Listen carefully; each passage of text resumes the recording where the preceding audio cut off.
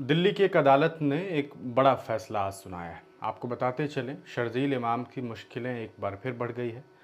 जो 2019 में जामिया नगर के आसपास दंगे और फसादात की खबर सामने आई थी, उस दंगे का मास्टरमाइंड जो है शर्जील इमाम को बताया गया। शर्जील इमाम आप जानते हैं, पूर्व में लगभग 5 वर्षों से जेल में कैद है। उनके ऊपर देश के साथ गद्दारी का आरोप है। उनके ऊपर ये आरोप है कि उन्होंने देश के टुकड़े करने की बातें की और बहुत सारे आरोपों के तहत उनके ऊपर अलग अलग राज्यों में केस दर्ज किए गए थे। हालांकि उनका और उनके परिजनों का, उनके चाहने वालों का ये कहना है कि उन्होंने कभी भी देश के तोड़ने की बात नहीं देश को तोड़ने की बात उन्होंने कभी नहीं की। उन्होंने कभी नहीं चाहा कि देश का टुकड़ा हो। उनकी बातों को गलत तरीके से इंटरप्रेट करके जो है उनके ऊपर आरोप तय किया गया और उन्हें फंसाया गया।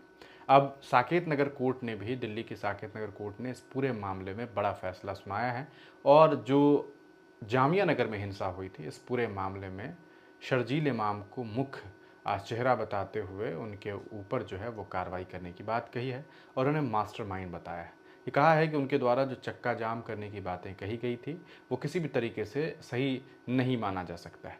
इसके अलावा बड़ी खबर यह है कि शफ़ाउर रहमान साहब, जिन्हें आप जानते हैं ओखला से, इस बार जो है ऑल इंडिया मजलिस इत्तेहादुल मुस्लिमीन ने अपना प्रत्याशी बनाया था। उन शफ़ाउर रहमान साहब को हालांकि अदालत ने इस मामले से बरी कर दिया है। लगभग 15 लोगों को बरी किया गया है और कई लोगों को इस मामले में जो है वो मुजरिम ठहरा दिया गया। पूरी खबर क्या है हम आपको बताते हैं विस्तार से।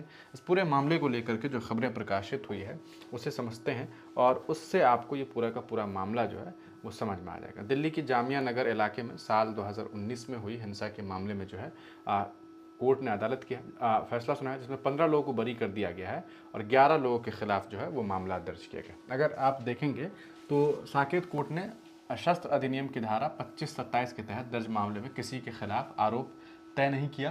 कोर्ट ने इस पूरे मामले में अगर बात करेंगे, शर्जील इमाम के खिलाफ आईपीसी की धारा 109, 120 और आप देखिए 109, 120 बी, आईपीसी 153 ए, 143, 147, 148, 149, 186, 353, 332, 333, 308, 427, 435, 323, 341 समेत सार्वजनिक संपत्ति क्षति निवारण अधिनियम की धारा 3-4 के तहत आरोप तय किया। मतलब कितनी धाराएं आप देखिए, मतलब हालत ख़राब हो जाए अगर यह आदमी बेल लेना चाहे और कह सकता है इस मामले से निकलना चाहे तो। साकेत कोर्ट ने मामले में आशू खान, चंदन कुमार और आसिफ इकबाल तन्हा पर आईपीसी की धारा 109 के तहत, आईपीसी की धारा 120 बी, 143, 147, 148, 149, 86, 353, 332, 333, 308, 427, 435, 323, 341 और सार्वजनिक संपत्ति क्षति निवारण अधिनियम की धारा 3-4 के तहत आरोप तय किया है।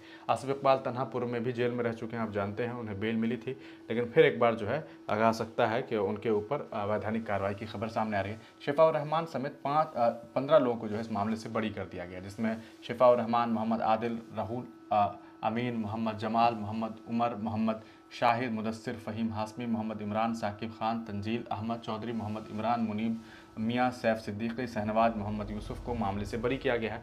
हिंसा भड़काने की साजिश का सरगना। अदालत ने शर्जील इमाम के खिलाफ आरोप तय करते हुए कहा कि चक्का जाम से सभी समुदाय के लोग पीड़ित थे। कोर्ट ने कहा शर्जील इमाम ने सिर्फ एक समुदाय के लोगों को ही चक्का जाम के लिए भड़काया। शर्जील न केवल भड़काने वाला था बल्कि वह हिंसा भड़काने की बड़ी साजिश का सरगना भी था। तो बड़े आरोप लगे हैं। कोर्ट ने आगे कहा कि शर्जील ने खुले तौर पर एक समुदाय के मन में क्रोध और घृणा की भावना पैदा की। शर्जील इमाम ने उत्तर भारत के कई राज्यों में बड़े पैमाने पर व्यवधान पैदा करने की जो है वो बातें कही थी और उसके लेकर के उन्होंने उकसाया था। बचाव पक्ष की दलील को जो है अदालत ने कहीं ना कहीं नकार दिया। साकेत कोर्ट ने शर्जील इमाम की अपने बचाव के पक्ष में दी गई दलील को नकारते हुए कहा कि ऐसे शख्स की यह दलील नहीं सुनी जा सकती कि सार्वजनिक सड़कों पर भीड़ द्वारा किया गया दंगा उसके भाषण का परिणाम नहीं था और इसके लिए उसे आपराधिक दायित्व में नहीं डाला जा सकता। शर्जील इमाम का बयान भड़काने वाला था, यह अदालत ने कहा है। कोर्ट ने माना कि शर्जील इमाम का भाषण क्रोध और घृणा को भड़काने के लिए था, जिसका स्वाभाविक परिणाम सार्वजनिक सड़कों पर गैर कानूनी सभा के सदस्यों द्वारा व्यापक हिंसा से हुआ। कोर्ट ने कहा कि शर्जील इमाम ने अपने सांप्रदायिक भाषण के माध्यम से हिंसक भीड़ गतिविधि को भड़काकर उकसाया, जिसके लिए उसके खिलाफ धारा 109 आईपीसी के साथ धारा 153 ए आईपीसी भी उचित रूप से लागू होते हैं।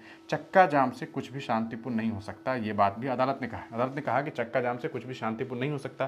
कोर्ट ने यह भी कहा कि दिल्ली जैसे घनी आबादी वाले शहर में किसी भी समय गंभीर मरीज को अस्पताल पहुंचने की जल्दी होती है। चक्का जाम संभावित रूप से उनकी हालत खराब कर सकता है और अगर उन्हें समय पर चिकित्सा देखभाल नहीं मिलती तो उनकी मृत्यु भी हो सकती है। तो ये एक बड़ी खबर सामने आई है। उस पूरे मामले को लेकर के आपका क्या इज़हार ख़्याल है? अपनी राय कमेंट सेक्शन में ज़रूर दीजिएगा।